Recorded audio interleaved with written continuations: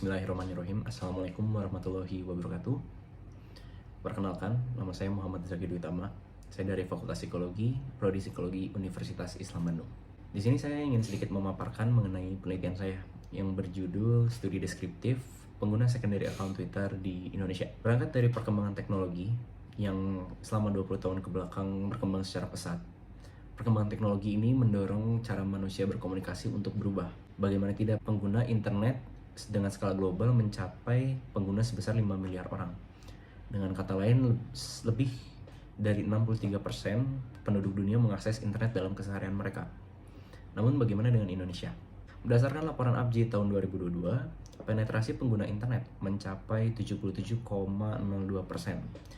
Artinya sebanyak 210 juta jiwa penduduk Indonesia merupakan pengguna internet yang aktif. Jumlah ini meningkat 12% dari laporan ABJI tahun sebelumnya. Berdasarkan laporan yang sama, sebanyak 98% penduduk melaporkan menggunakan internet untuk mengakses sosial media. Dalam sebuah penelitian 2011 oleh Kuss dan Griffiths, mereka mendefinisikan SNS atau sosial media sebagai sebuah komunitas virtual di mana penggunanya dapat membuat sebuah profil publik, berinteraksi dengan teman-teman dari kehidupan nyata di dunia maya, dan bertemu dengan orang lain berdasarkan minat yang sama. Sosial media merupakan sebuah kelompok aplikasi berbasis internet digunakan untuk merepresentasikan interaksi sosial secara digital.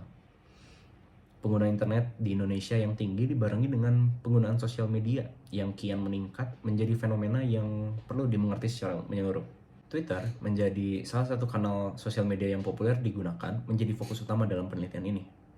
Indonesia termasuk dalam 5 negara dengan pengguna Twitter terbanyak di dunia. Sejumlah 18,5 juta pengguna aktif Twitter berasal dari Indonesia. Ini berdasarkan laporan Statista pada tahun 2022. Sosial media memberikan penggunanya akses untuk mengatur akun-akun yang mereka gunakan. Fitur ini memperbolehkan penggunanya untuk menggunakan lebih dari satu akun untuk tujuan yang berbeda-beda. Setiap secondary account memiliki pola penggunaannya yang berbeda-beda. Beberapa akun digunakan untuk mengkonsumsi media digital, beberapa akun digunakan untuk berinteraksi dengan satu sama lain, beberapa juga digunakan untuk mengungkapkan diri. Ini merupakan temuan dari Mahmud pada tahun 2020, temuan dari Pane dan Zulkarnain pada 2018, dan temuan Raka Tirta dan Guntoro pada 2017. Penggunaan yang spesifik ini diawali dengan motif penggunaan tentunya, di mana setiap perilaku seseorang akan didasari oleh sebuah motif tertentu. Paradigma use and gratification digunakan untuk melihat motif-motif yang mendasari seseorang dalam menggunakan secondary account ini.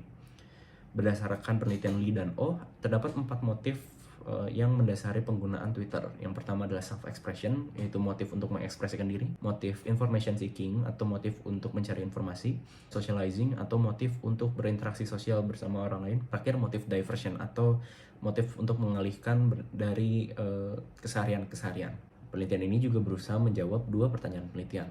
Yang pertama, bagaimana karakteristik demografi pengguna secondary account Twitter di Indonesia? Yang kedua, bagaimana hubungan motif dengan karakteristik demografi ini?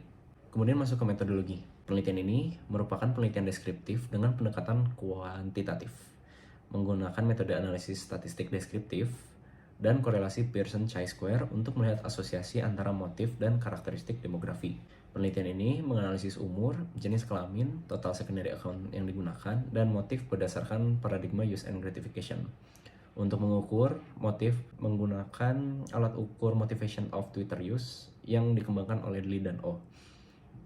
Namun telah diadaptasi ke dalam bahasa Indonesia. Populasi penelitian adalah pengguna secondary account Twitter dan tinggal di Indonesia. Dalam penelitian ini sebanyak 2.414 sampel yang berhasil dikumpulkan untuk dianalisis datanya. Kemudian teman-teman dari penelitian ini. Yang pertama, untuk karakteristik demografi, berdasarkan jenis kelamin, pengguna secondary account Twitter di Indonesia itu didominasi oleh perempuan. Temuan ini sejalan dengan penelitian Ayundari dan Perbawani pada tahun 2021, di mana pengguna secondary account Twitter itu didominasi lebih dari 90% perempuan. Kemudian didominasi oleh kelompok umur yang berasal dari kelompok umur 18-24 tahun. Kemudian didominasi oleh orang-orang yang menggunakan 2 secondary account. Artinya individu menggunakan 3 total account, di mana 1 account utama dan 2 adalah secondary account ini. Kemudian didominasi oleh individu yang berasal dari Pulau Jawa. Kemudian untuk motif yang mendominasi dalam penelitian ini adalah motif diversion, di mana diversion ini adalah motif mengalihkan diri dari kehidupan sehari-hari. Kemudian analisis korelasi Pearson chi-square dilakukan terhadap 4 motif dan karakteristik demografi. Ditemukan yang pertama, terdapat asosiasi antara umur dengan motif self-expression dan diversion. Kemudian ditemukan juga asosiasi antara jenis kelamin dengan motif self-expression, socializing, dan diversion.